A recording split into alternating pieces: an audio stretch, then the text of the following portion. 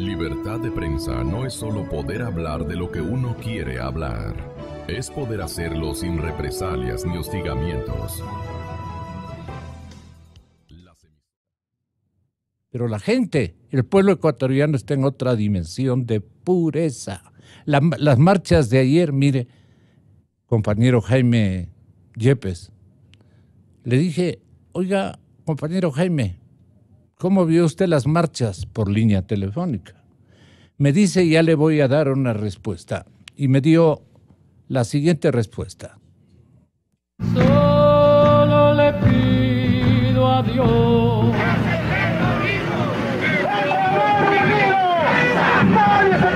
Creo que estamos ante otro tipo de especie humana, de la peor calaña. El dolor no me sea indiferente. Nadie se cansa. Un pueblo desunido es un pueblo vulnerable. Y eso lo saben los artífices del mal que hoy están en el otro lado de nuestras fronteras. Que la reseca muerte no me encuentre.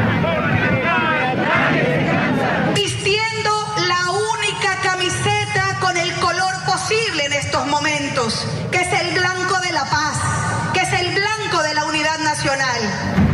Solo le pido a Dios. Queremos paz, no queremos que se vuelva una Colombia pequeña, queremos nuevamente recuperar nuestro paraíso, nuestra paz. Hay 2 personas que esperamos que estén con vida y que las devuelvan. El injusto no me sea indiferente. No queremos sufrir ni hacer sufrir.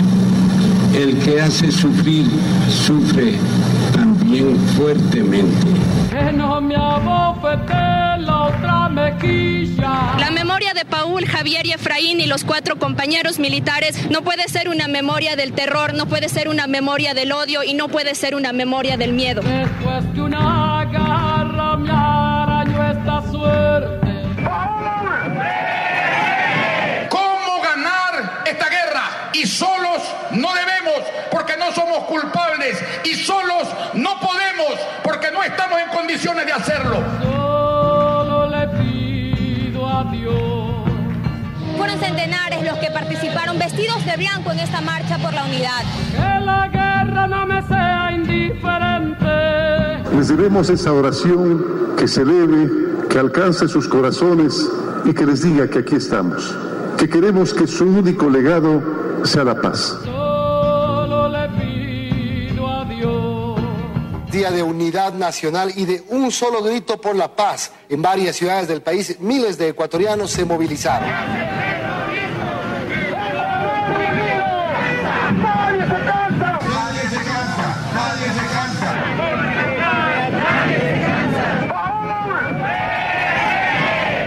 Es un monstruo grande y pisa fuerte toda la pobre inocencia de la gente. ¿Qué le pareció la manifestación, respetable señor doctor Mauricio Gándara? Esta presencia de las voces del blanco de la paz, de la vestimenta que con una energía noble pero contundente recorrió buena parte de las calles de muchísimas ciudades. Yo me asombré incluso del fervor cívico que brillaba, por ejemplo, en una ciudad amazónica. Estuvieron allí repletando las calles. Y lo bonito es ver a nuestra gente desde sus ventanales, dentro de casa, apoyando este gesto. Ahí estamos, miren, en la Plaza de la Independencia, esas son tomas de Democracia Televisión. Qué bárbaro. Llena la plaza. Allí pueden ustedes apreciar los que nos están haciendo seguimiento a través de nuestro canal YouTube. Están viendo San Francisco. Nuevamente volvemos a la Plaza de la Independencia. Estamos de nuevo en San Francisco, es un mosaico de imágenes. Eso es Guayaquil. Allí estamos. Así que en la Plaza de la Independencia. Sin gritar para nada, porque no estamos justamente relatando la paz. Sí, paz. Gonzalo, lo de ayer es expresa la condena al odio, a la violencia y la solidaridad con los que están sufriendo, con los que han sufrido más directamente que nosotros. Y usted puede apreciar que hay un anhelo de unidad nacional. El presidente la está recogiendo bastante bien y ya está dando algunos pasos para rectificar las cosas que le vienen de la era, ¿no es cierto? Entonces, porque hay unas cosas en que para la unidad nacional el presidente que ya está dando algunos signos de eso, y me refiero a cosas concretas, digamos. Una, terminar con esta novelería, que más que un bofetón a Colombia, que como usted decía, que puede ser de paso, es porque nosotros nos prestamos, ofrecimos el territorio nacional, algo que protestamos varias personas en el Ecuador, porque con este afán que había de convertirse en centros de la noticia mundial, fuimos a ofrecer nuestro territorio para los diálogos del ELN, ¿sí? Y ahora ya estamos viendo pues, que el presidente ha tenido que cancelar esto, que la canciller hace 15 días nomás, o 3 semanas, en una de las reuniones de aquí del ELN, aquí en Cachapamba, que seguiremos con eso hasta conseguir la paz. Pero la realidad les ha hecho ver, y al presidente le ha hecho ver, que nosotros que no podemos controlar nuestra frontera, invitando a estos otros salvajes a que vengan a nuestro territorio, a que nos observen, a que pasen en las comitivas, quiénes saben, quiénes, ¿no es cierto? ¿Sí? Así es que todo eso es muy saludable y ha dado también otro paso hacia la unidad, que también es un sacrificio. El invitar a los países que son todos occidentales los que nos pueden ayudar en esta crisis. Yo le he visto a la canciller que cuando le preguntan si van a pedir el apoyo de los Estados Unidos, contesta de manera genérica de todos los que nos quieran ayudar, pero evitan el tema específico de la cooperación con Estados Unidos. Así que el presidente, que él sí ha abierto un diálogo de cooperación con los Estados Unidos, porque hay dos que nos pueden ayudar, así específicamente, sin perjuicio de otras ayudas técnicas o materiales, pero centralmente los que están envueltos en el problema y tienen los medios, digamos. ¿Con quién levantó el Plan Colombia? Colombia. Con los Estados Unidos, pues, ¿no es cierto? ¿Sí? Y en una colaboración focal, al punto, es de la que necesitamos. Y le he visto al embajador que dice... Muy espontáneo. Sí, en los Estados Unidos se han ofrecido varias veces y hasta ahora no los invitaban. Muy caballeroso. Sí, han venido, han ofrecido, y con cosas que hacen ver que cómo evoluciona, ¿no? Ya no hace falta tanto los helicópteros que ellos, los Hawk me parece que eran los que donaron a Colombia ahora para los reconocimientos ya tienen los drones. Que es un juguetito que vale, creo, $500, y con lo cual pueden poner 1 millón de drones si quisieran. Esas cuestiones que ya no, el esfuerzo no es grande, pero 1,000, 10,000 pueden para la persecución en la selva. O sea que la una es la cancelación del ELN, la otra la invitación a la cooperación con los Estados Unidos y con Colombia. Y la tercera seguramente, porque ya lo dice... ya reiteradamente en estos últimos 2, 3 días, el cambiar el equipo, porque el equipo es el que estuvo comprometido en la administración anterior en el abandono de las Fuerzas Armadas, pues no es cierto, ¿sí? Así es que son 3 pasos importantes, y ya terminar tal vez con el cuarto, diría yo, que ya es menos menos directo, pero que nos atañe.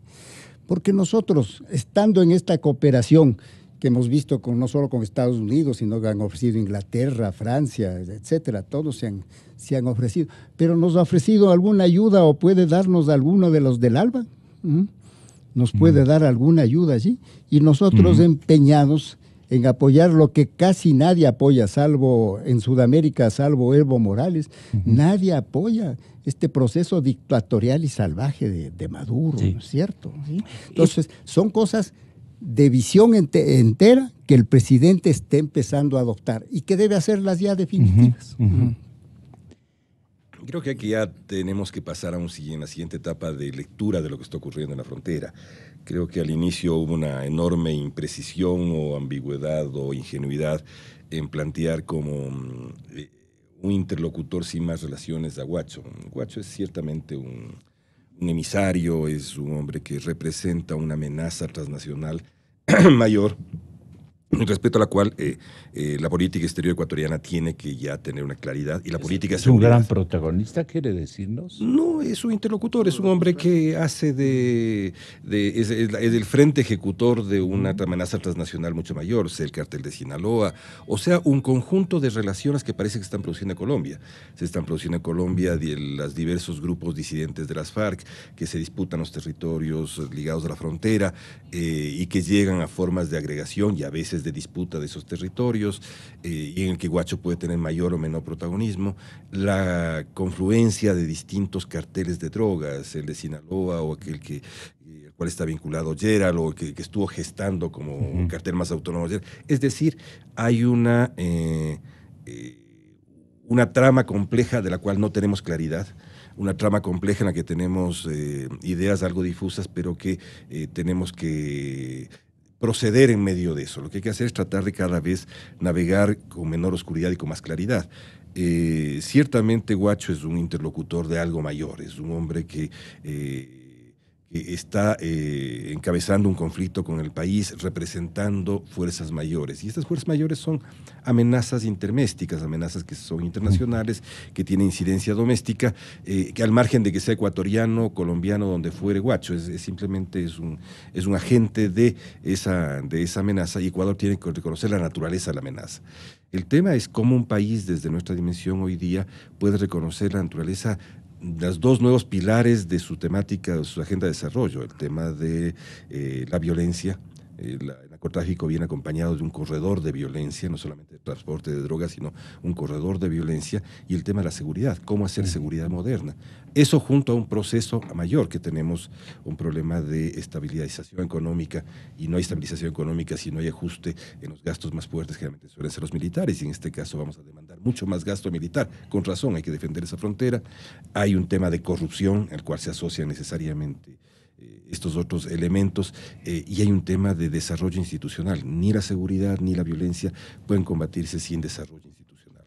Entonces estamos frente a una complejidad, una complejización creciente de nuestra agenda de desarrollo y de manejo de los diversos instrumentos. Un Estado que tiene poca memoria central tiene que multiplicarse ahora para entender al menos estos 5 pilares, sino un sexto que se viene de pronto, que es el tema del poder local. Es muy grande la agenda, es una agenda muy compleja, en la que no podemos caminar y mascar chicle. Distintamente tenemos que buscar la complejidad de estos puntos. Es multifacética complejidad, ¿no? Es una la estratagema a la que les estoy convocando, más que estratagema, sino a la condición de narradores de una realidad militar y de una realidad táctica, le ubican en coincidencia a este señor Guacho, que ya mismo le han de decir comandante Guacho, si ya no lo dicen, desde luego, le ubican, doctor Ordóñez, como el jefe, prácticamente, el jefe de la recolección de los beneficios que la mafia o los carteles mexicanos han estado ofreciendo a manera de peaje por la habilitación de las rutas de traslado o tránsito de la droga sembrada en territorios de Nariñense, sembrada en territorio colombiano. Entonces, este guacho viene a ser uno de los tantos que facilita el tráfico del producto hacia puertos seguros para que vayan a parar en tierras mexicanas. Esta es la hipótesis que maneja y que nos refirió el comandante general de policía esta víspera. Lo propio dice Álvaro Uribe, con el que también nosotros mantuvimos un diálogo el día de ayer. ¿Cómo le parece el desarrollo de estos acontecimientos y cuáles son sus preocupaciones que no ha resuelto ni el presidente Santos ni el presidente Moreno? Siendo justos, perdone, el presidente Moreno, nuestro presidente, y el señor presidente Santos, que es el presidente de los colombianos. Gonzalo, buen día. Lucho, Mauricio, buen día. Y a todos quienes nos escuchan.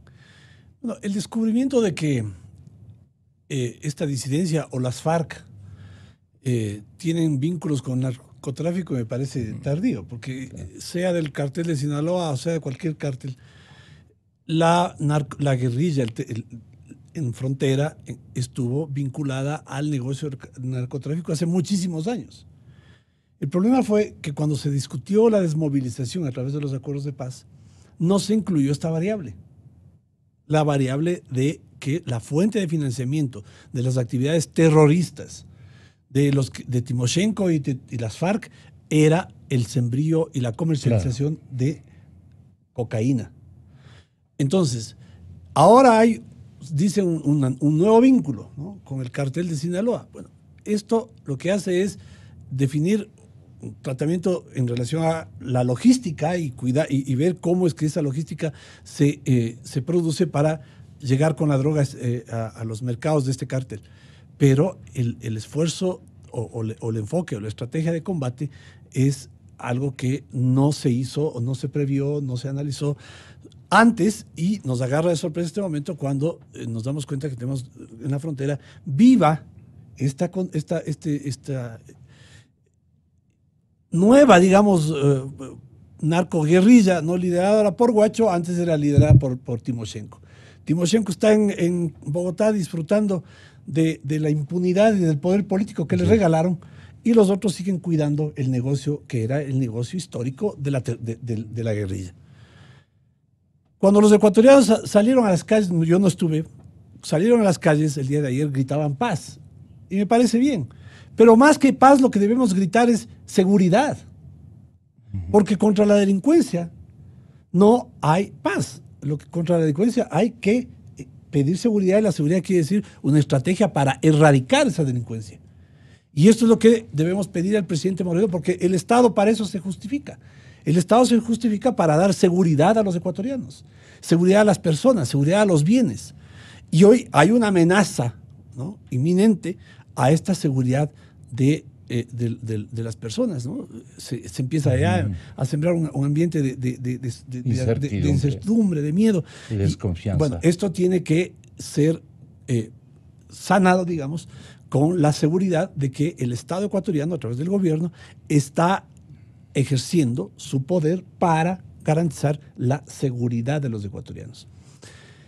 Para garantizar esa seguridad, ¿con quién tenemos que aplicar medidas disuasivas o emprender una guerra sin cuartel, pues? Mire, Gonzalo, una primera evidencia de esto me parece el que prefiero pensarlo que es de esta manera. Es lo que habría impulsado, creo yo, a la decisión de que el Ecuador deje de ser parte, o digamos, deje de ser mediador o garante de estos acuerdos. Ese fue un equívoco. Bueno, mire, yo creo que más que una bofetada al presidente colombiano, no es una bofetada al expresidente Correa, y yo diría también a la canciller, que ha estado muy entusiasta tomándose fotos en estos eventos. Pero ¿por qué es importante esto, Gonzalo? Y esa creo que es la motivación. Es porque el Ecuador no puede ser garante, porque un garante debe ser imparcial. y nosotros somos parte afectada. Nosotros el Ecuador tuvo que tener un monitoreo muy cercano del proceso de negociación con las FARC, porque es afectado. Su frontera, hemos liderado con muchísimos años con las FARC, no con el Estado colombiano, sino con las FARC. Entonces, ese proceso de negociación, tanto con el ELN, con las FARC, es un proceso sobre el cual el Ecuador tiene interés, no es imparcial. No es imparcial. Entonces, participar como mediador, digamos, o como facilitador o como garante, ¿no? Hacía suponer que el Ecuador no era afectado, no era parte involucrada, no tenía un vela en ese entierro, y lo tiene. La evidencia de que tuvimos que haber participado o integrado o monitoreado el proceso de negociación de la desmovilización de la guerrilla en Colombia es porque esa guerrilla está en nuestra frontera. Y esa frontera, ¿no?, ha servido para que la guerrilla viva o goce de impunidad.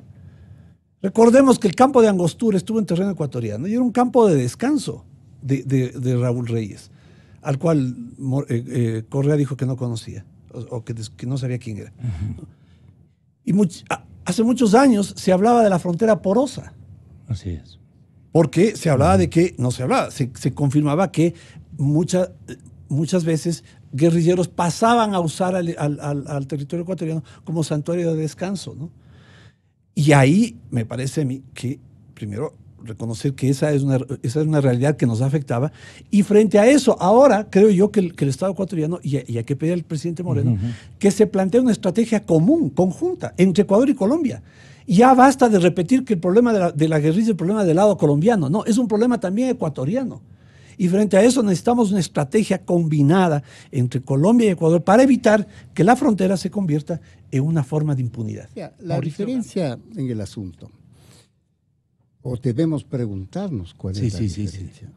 Si estuvimos mejor para efecto de los intereses del Ecuador, en la política de Uribe, que los tenía acosados a los de las FARC y a las otras guerrillas, porque Uribe primero se posesionó casi con los morteros encima, pues, ¿no es cierto?, en una situación espantosa. Recuperó las carreteras, recuperó todo eso, pero lo estuvo mejor enfrentándolos a ellos para que no se vengan al Ecuador. Acá venían como sitio de descanso, como estamos recordando el campamento de Reyes. Viene Santos, organiza las mesas, los diálogos de paz, y el problema que tenemos en lo militar, lo del narcotráfico, es un problema que merece un análisis ligeramente diferente, o separado, en todo caso, ¿sí? No totalmente, quiero decir, separado. Pero con los diálogos de allá, y lo estuvimos aquí, yo lo he hecho aquí, y tengo sobre varios de estos, infinidad de artículos.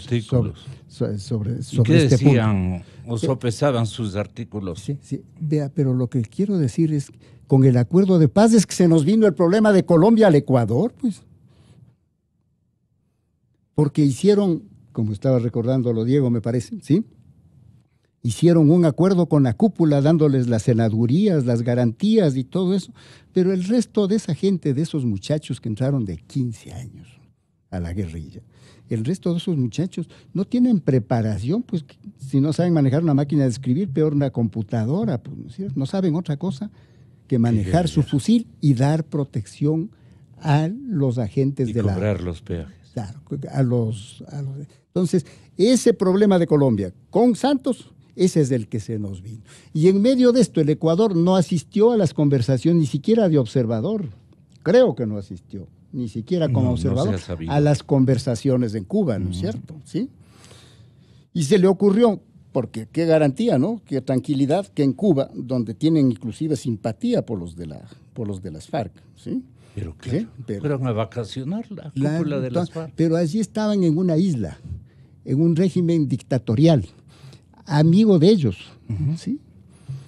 Nosotros irnos a ofrecer con el único afán de tener un papel internacional de agentes de la paz, de promotores de los acuerdos de paz y cosas por el estilo. porque la política internacional de Correa era de figuración personal de él. Sí. No quiero entrar en el tema, pero lo de Assange no es otra cosa, sino figurar, y fueron a buscarle, ¿no es cierto? Entonces, es una política internacional que no se basa en el interés del Ecuador, se basa en el interés de figuración. Correa fue un entrometido, quiere decir. Pero usted, claro, pues ¿quién le ha dicho en semejantes condiciones? Ahora lo estamos comprobando. Por afán egocentrista. Por afán egocentrista, pues, cuando nosotros no teníamos ningún control. Y además por vínculos. Esta parte le ruego, nos comente, nos comunique, doctor Ordóñez. Mire, Gonzalo, ¿por qué Correa se prestó como se prestó el gobierno cubano? Por una afinidad con las FARC. Recordemos que en muchísimas oportunidades... Que para ellos el rector, como en el colegio, la máxima autoridad del establecimiento, era Fidel, pues, ¿no? Claro, entonces, y claro, ellos, Correa, un advenedizo de la izquierda, sostenía pues todavía la versión romántica de la guerrilla de las FARC, ¿no? Como la revolución. Y por interés, por interés cerraban los ojos de los verdaderos vínculos que tenía esta guerrilla. El Ecuador, Gonzalo, se alineó en esa estrategia de política internacional del chavismo. El presidente Correa recibía con vistosas cenas a la embajadora de las FARC, a la ex senadora Piedad Córdoba, que ya se reconocía como una intermediaria, una lobista de las FARC. Bueno, y muchísimos exguerrilleros, ¿no? De los que limpiaron sus antecedentes criminales por perdones, amnistías, también eran intermediarios de las FARC. El gobierno del Ecuador estuvo con muchos de ellos en puestos importantes en el gobierno. Entonces, cuando hay este vínculo, ¿no? Hay esta orientación, hay este sesgo, obviamente, pues, llamar a que el ELN se asiente en el territorio ecuatoriano para negociar la paz era obvio. Y era obvio también, Gonzalo, mantener el mismo discurso que había sostenido en mucho tiempo esta izquierda, ¿no? Que después se identificó con el chavismo. El problema de Colombia es problema de Colombia. Cierto es que el problema de las negociaciones es el problema de Colombia, pero los efectos de ese proceso nos iban a golpear y nos están golpeando. Y frente a eso no se planteó en ningún momento una estrategia para enfrentar los efectos o las amenazas que iban a generarse luego del proceso de la negociación de la paz. ¿Por qué sucede ahora que el gobierno colombiano pierde el control de la frontera? Que lo había recuperado con Uribe. Los campos de cultivo se redujeron significativamente, ¿no? Durante el gobierno de Uribe, y durante el gobierno de Santos se incrementan. Más del 50% se incrementan. ¿Por qué? Porque desde la perspectiva de vender la eficacia del acuerdo de paz, Santos no puede reconocer que se siguen manteniendo los mismos grupos, con otros nombres, en la frontera. Para él, después de los acuerdos de paz, para el gobierno colombiano, eso desapareció. Pero no desapareció, pues. Están ahí.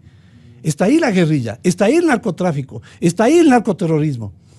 Como eso es evidente, el gobierno ecuatoriano, en el caso de Correa, no lo hizo por las razones que acabamos de explicar, debió haber previsto una estrategia política, militar y de otra naturaleza para controlar la frontera y garantizar la seguridad de los ecuatorianos. Bueno, el presidente Moreno se acaba de desayunar que eso no ha sucedido. Y el presidente Moreno, que estuvo en el gobierno de Correa indirectamente en la segunda parte de su periodo, se acaba de enterar pues que Correa había sido permisivo con lo que sucedía en la frontera. Bueno, le toca rectificar. Pero creo que en Suiza él sabía de aquello. Bueno, pero le toca rectificar y me parece que lo que dijo, hay cosas importantes. Moreno dijo cosas que son muy significativas y que hay que ponerle ojo porque más allá de lo que significan en términos de lo que se puede investigar, son mensajes simbólicos. Él dijo, voy a investigar la denuncia sobre el aporte de dinero de las FARC a la campaña electoral de Correa, que le puede también afectar a él, obviamente. Pero es muy significativo que lo haya dicho. Es muy significativo que haya dicho que mucho de lo que ha sucedido se podría entender por esa entrevista que el periodista Rincón le hizo escuchar a Moreno, que probablemente no era la primera vez que lo escuchaba. Es muy significativo. Porque eso tiene que ver con, diría yo, con una reformulación de la política internacional y de defensa del Ecuador. Pero lo que le falta al presidente Moreno es dar otro paso, que es que para que esa reformulación sea eficiente, necesita un equipo de gente que garantice que se pueda llevar a cabo esta visión o esta nueva visión, o se desarrolle más esta visión respecto a cómo debemos manejar el problema de la frontera.